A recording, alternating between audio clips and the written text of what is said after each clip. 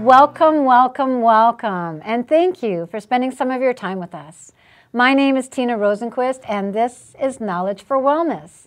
And this show is to better inform you, because the more information you have, the better decisions you can make. And knowledge is power. And today's topic is on autism. And bringing us this information is Dr. Daniel Barrett, a chiropractor at Vibrant Life Center on the border of Oakdale and North St. Paul. Welcome back, Dr. Barrett. Hey, great to be here. Thanks for having me again. Yeah, I'm so delighted that you could come back and elaborate with my guest on autism. Well, hopefully we can help some families. Yes, very much so. And we aren't here to discuss the actual reasoning of why a child has come down with autism. We're basically here to tell my viewers once they have that diagnosis of autism and what they can do to give them and their family a better quality of life. Right, they can be helped. Yes. Now, I'm not so sure that other people have seen you on other Knowledge for Wellness shows, but I'd really like for you to back up and tell a little bit about yourself and your profession. Mm-hmm. So, Vibrant Life Center, it's over on Highway 36 and 120 in Oakdale. Mm-hmm. It's a wellness office where we teach people the principles. We were talking earlier, we teach people to maximize living principles. It is on teaching you, one, how to think about your health. Number two, how to get your nervous system working right, because that's what runs your body. Mm-hmm. Number three, how to eat right. Number four, how to exercise. And number five, how to minimize the toxins in your body so your body can run healthy with no problems as a result of that. Okay, and that's what Vibrant Life Center does. That's what Vibrant Life Center is about. Okay. We have massage therapists too, and all kinds of, you know, it's a wellness thing. It's not, it's not unique. What is unique is we get really, really good results because we take it down 12 steps deep with people with their nutrition. We take people, I take people shopping. We have exercise class in our office. We have cooking workshops to teach people how to cook. We're doing a thing here a couple times a year, and it's just coming up again, depending on when this airs, but we actually sit people down and show them these principles in a 3-hour workshop. Okay. So it's pretty all-encompassing. Yeah, that sounds great. But you have a history yourself, backing up as a chiropractor. You also had previously gone to medical school. I did do that in Moscow, Russia from '94 through '96. Yes. Great eye-opening experience for me. I was going to leave the chiropractic profession. I shared that with you. I wasn't really seeing any miracles in anybody's life. It was wonderful. People would come in, they would hurt, we would adjust them, we'd do some ultrasound and muscle stim, and they'd feel better. But nobody's life was really changing. I didn't really see any big aha for people, you know. However, after I went to medical school, it dawned on me that the way I was practicing chiropractic, and I don't want to make anybody wrong. There's chiropractors who do this. That's not my point. It's a great service to go get adjusted for back pain. It's wonderful. But you went a step further. What we do now, I don't do any of the therapy modalities to treat people's pain at all.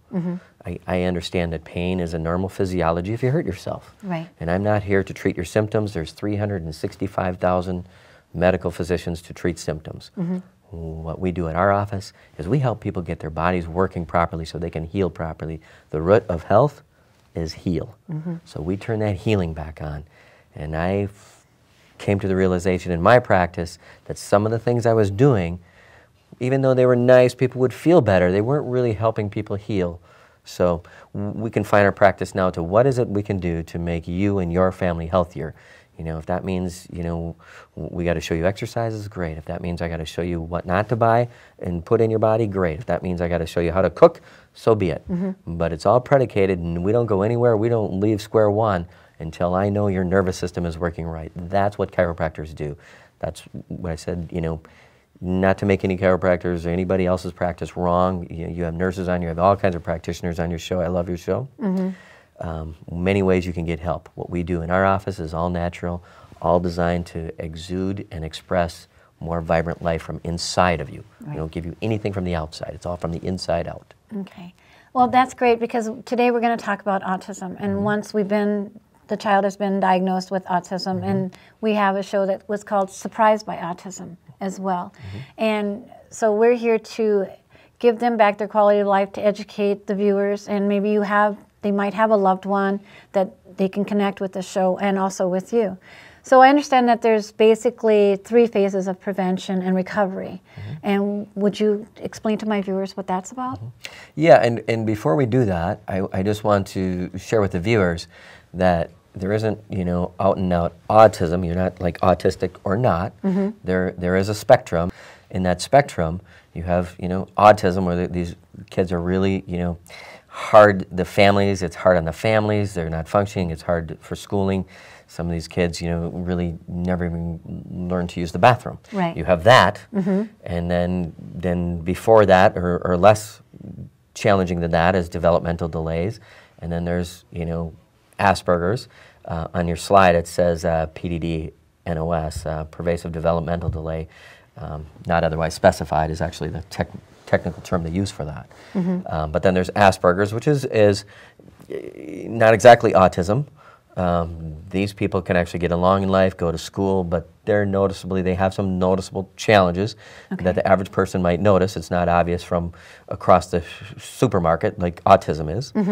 And then this is where, you know, there's some controversy, ADD and ADHD. Okay. You know. And if you would, attention deficit disorder. And, right. Okay. Which you know is very, very common. And just so the viewers know, autism now, in boys, the incidence is now 1 in 70. That is very large. It's really large. And in 2003, it was, or 2002, I think it was 1 in 120. And before that, it was 1 in 150. It is exploding. Yes. So there's a lot of discussion, and you could have a whole nother show on what's going on. So I don't want to spend a lot of time on that, because that just clouds the issue. What I want to share with the viewers is, if you've got one of these kids, one of your family members or somebody you know, there's hope, there's help. It's not this permanent condition. If you start applying these phases that we use in our office, you can reach the people from severe autism down to, let's say, LD, learning disabilities. Right, or ADHD, because the principles are the same. Mm-hmm. And once we get into them, you'll see why that is. But just for example, there was a couple months ago a child in our office, 5 years old.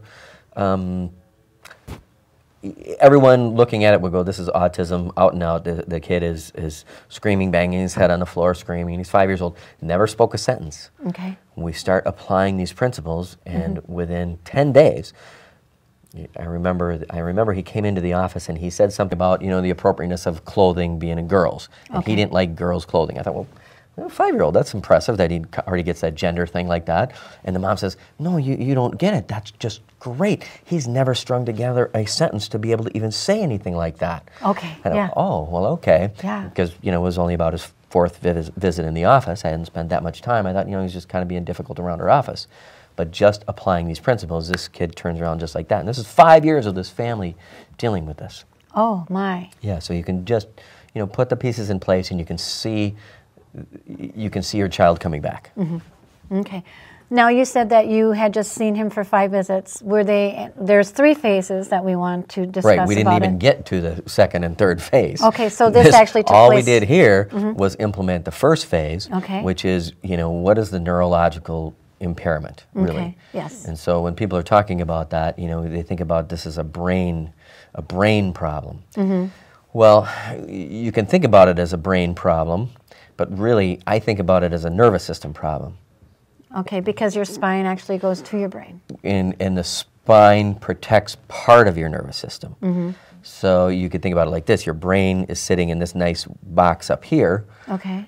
Very nice. But that part of your brain that sits down into your spine, which we call the spinal cord, is in a movable box, if you will. Sure.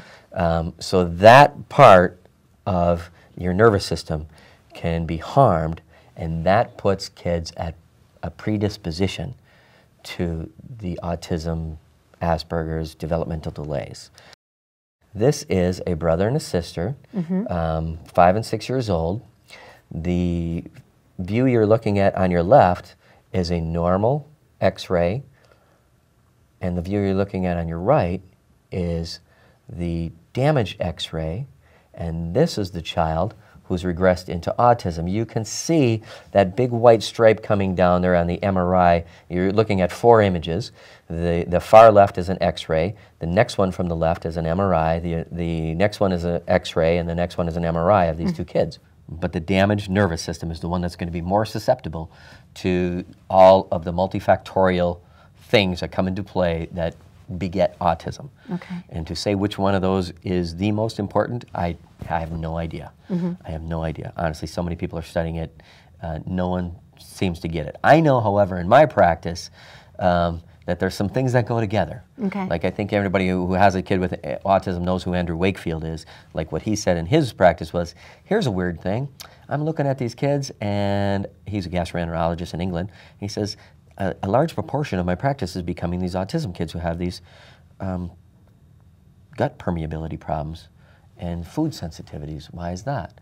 So he's, figures it out and puts a couple of things on paper and says, here's a weird new syndrome. These kids with autism have gut and food sensitivities. Oh. And it plays into this. So similarly, I am just a guy practicing in my office here, and I can see time and time again that these kids with autism, developmental delays, they always have a neurological component that needs to be corrected with chiropractic.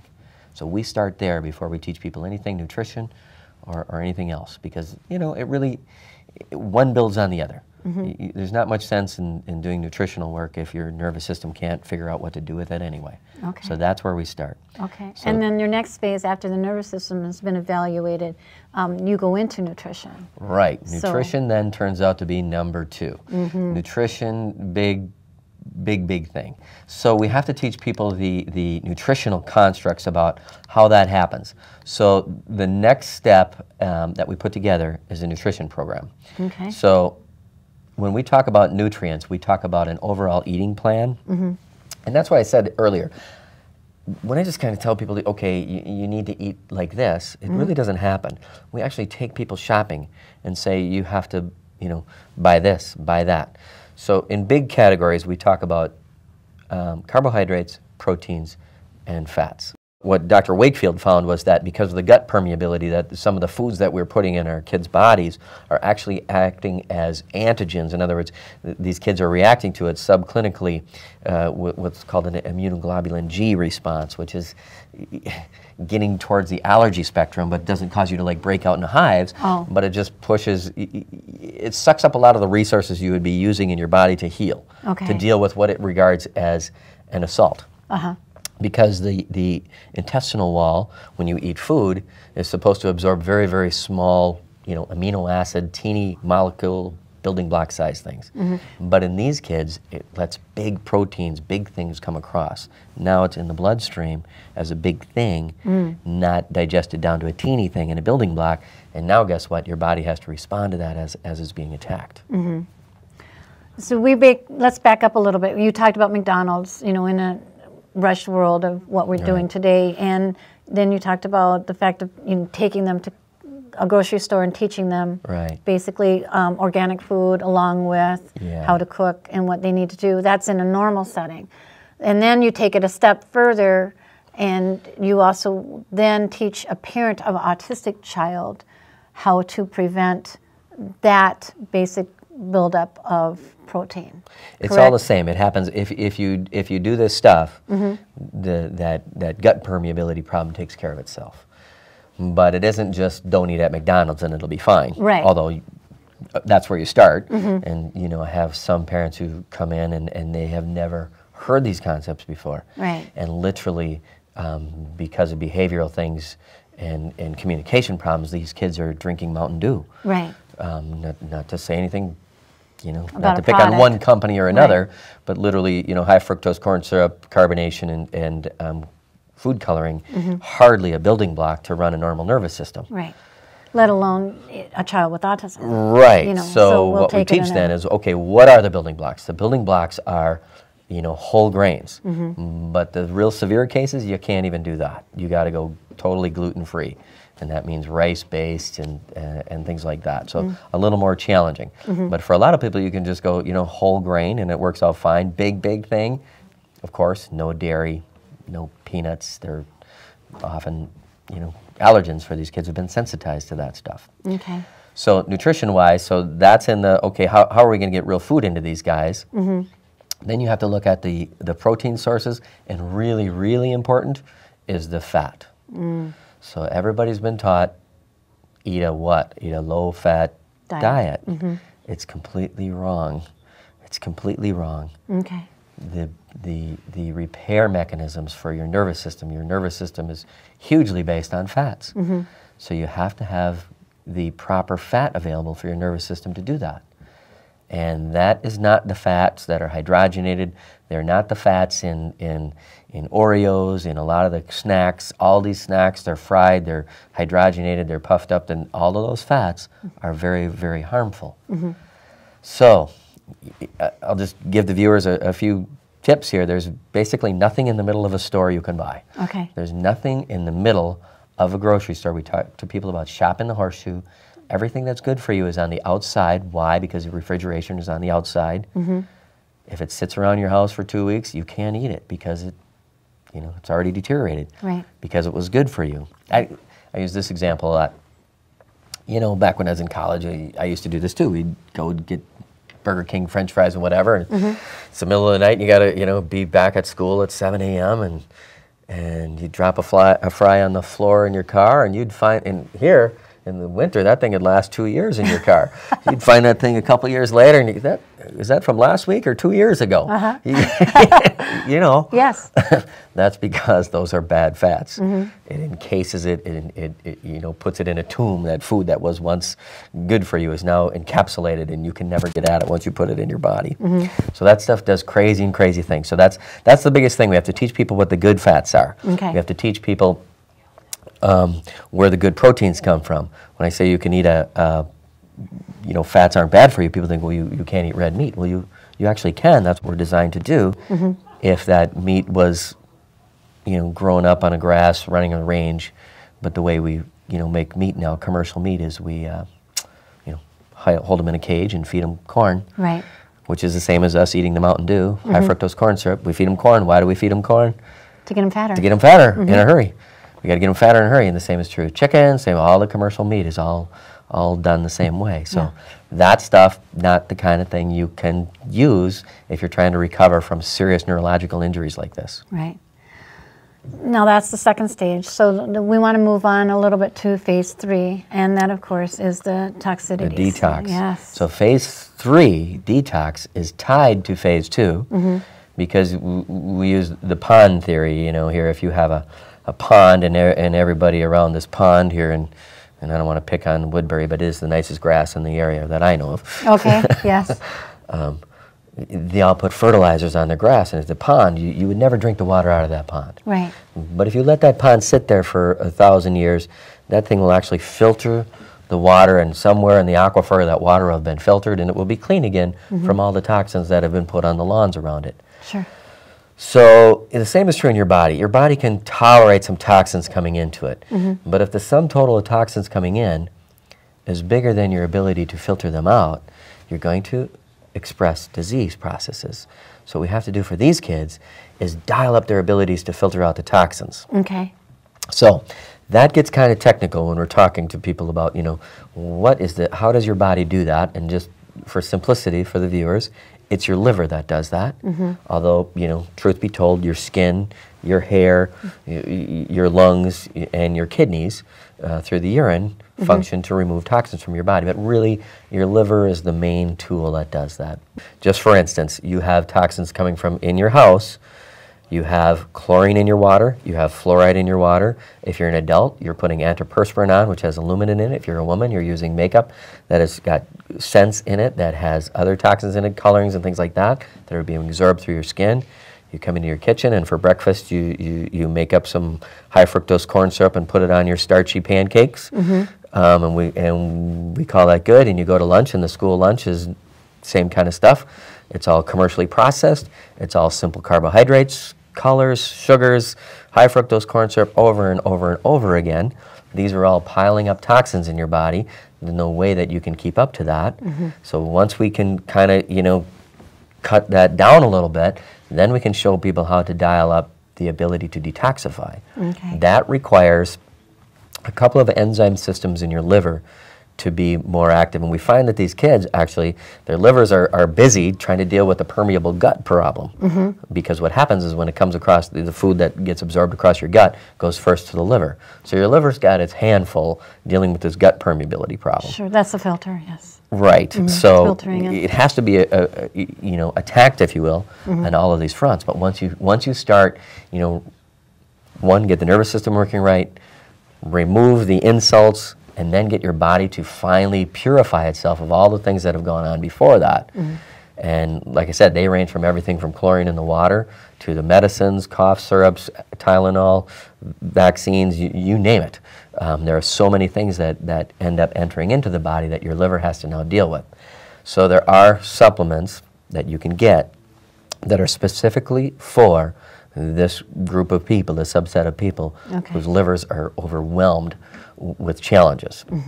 So, and to get into it right now, I was talking with my staff about it last night, and they said if you talk about glutathione, you're going to lose people. But that's what it's called, just so people know. I know some of the listeners will be familiar with it. Glutathione peroxidase pathway in the liver. You can look it up on the internet.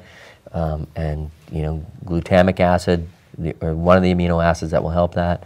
But it is really simple. It's really straightforward, and it cuts right to the heart of where is this injury? This injury isn't in a location. It's everywhere throughout your body. So you have to filter everything in your body, and that's your liver's job. Right. And so you actually can do the 3 phases and work with people and give them back their quality of life? It's night and day. Oh. It is night and day. Like I said, 4-year-old, 5-year-old, not talking his whole life, to talking again. What do you think that meant to that family? Oh. This kid is now running around having conversations. It's a normal fact. And it isn't like he doesn't have bad days now and again. Right. Many people like this. This is one of my favorite stories because it was so night and day, so quickly. It doesn't happen always that quickly for kids, but this was so quickly. Within 10 days, I think it was, this child is speaking, putting together sentences, and he's now they have 3 kids. Yes. This is the middle child, and they have this functioning unit now. Does he come in and have some bad days now and again? Oh yeah, sure, yeah. It's not totally gone. It's a few months into it. It's not totally gone. But just like your kids are older now, but you remember, and when my kids were younger, you do what you can every day. It isn't every day. If you're traveling somewhere, yeah, you got to stop and you got to feed the kids. You got to do whatever. Right. You're not necessarily going to find organic lettuce and guacamole on the road when you're traveling, and so it is a balance. Don't turn your whole life upside down trying to I have some parents who are so fatigued of the process that their whole household has been turned upside down, trying to go to the occupational therapist, the speech pathologist, you name it, all the appointments for these kids. And now you say, okay, now the family has, or Johnny has to eat a special diet. Well, that doesn't work. Guess what? The family has to eat this way. That's the only way it's going to work. Everybody in the family is going to kind of move to this model. Right. We're going to be teaching you, what's good for you, what's not so good for you. Everybody won't necessarily have to be doing the liver cleansing, supplements. They won't necessarily have to do that. But everybody in the family, it's hard to run a diet for one member of the family. Yes. So that's what I know after being in practice 17 years is, it has to be usable for the family. You can't, turn people's worlds upside down. So. Yeah. But you actually take them and you will have them sign up and they go to the store and you teach them exactly, walk them through the store and showing them products that would benefit the families as well. Yeah, that's one of our workshops that we do. That seems to help people. I tried it every which way. We would have workshops in our office, this is what you need to do, but if I would check with them a month later, did you get the coconut oil? Coconut oil, write that down. You need coconut oil. And the answer is no. They don't know where to find it in the store. So I found it works better to walk people through the store. Here's what you need to get organic. Here's what you need to buy in the fat department. Here's the good yogurt. Don't buy the Dannon frozen yogurt. And not to pick on another company again, but that's sugar. Yogurt is actually meant to be good for you, right. and it's really good for these kids. So you know, we can do that, and we walk up the next aisle, and this is what you get in this aisle, and there's really not a lot to do in the middle of the store where the Cheerios and all of the boxed, you know, processed food, crackers and special K bars and all of that stuff. It's just processed hydrogenated fats, rancid fats that are going to be treated as another insult to your nervous system. So we walk them through the store, and then they start buying it, and they see the label, they touch it, they hold it in their hands, and then they're good to go from that point. And I'm the same way, you know, if somebody tells you what book to buy, if you see the cover when you're walking through the airport, that's it, and you can just find it just like that. Yeah, visual. Yeah, so I get it, you know, so it's just another tool that we do that helps them faster. Okay. Well, we only have a few minutes left, and I'd really like for you to take this time and throw out to my viewers exactly, you know, your thoughts and ideas on how you can help give them back their quality of life. Well, we don't limit this just to kids with autism. This is what we do. This program is really what we teach everybody here. When people come into our office, if you want to lose weight, if you want to get in shape for a marathon, these are all the same principles. You know what?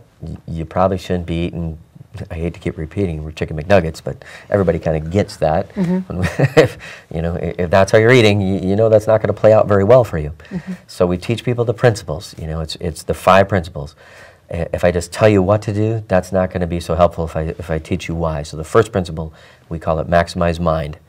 We have to maximize how you think about what health is and what disease is. You don't get disease. Disease is not something that happens to you. You lose your health. And the root of health is healing. You lose your ability to heal. So we teach people how to turn the healing on. Where does that come from? Number 1, it comes from inside of you. And the thing that runs everything in your body, every cell, every tissue, your breathing, your heart rate, everything is run by your nervous system. So in chiropractic, we correct, people think it's a bone, you get your bones cracked, your back fixed. It's not your back, it is your nervous system that we're fixing. It's really neurology. If you can get your nervous system cleared up, your body starts running right. That's why we got to teach people nutrition, exercise, and detox. Okay, that sounds great. Well, thank you for bringing this to my viewers. I really appreciate you coming on Knowledge for Wellness. Well, thanks for having me again. Okay. I look forward to having you view other shows of Knowledge for Wellness, and visit my website at www.knowledgeforwellness.com and let me know where you viewed my show. And you can also connect with me on Facebook, LinkedIn, Twitter, and YouTube. And the mission of Knowledge for Wellness is to inform viewers on health issues, to expose, educate, and make viewers aware, to enhance themselves and their loved ones for a better quality of life. And I hope we have provided you with more knowledge to benefit you and your loved ones. So until next time, be well and goodbye.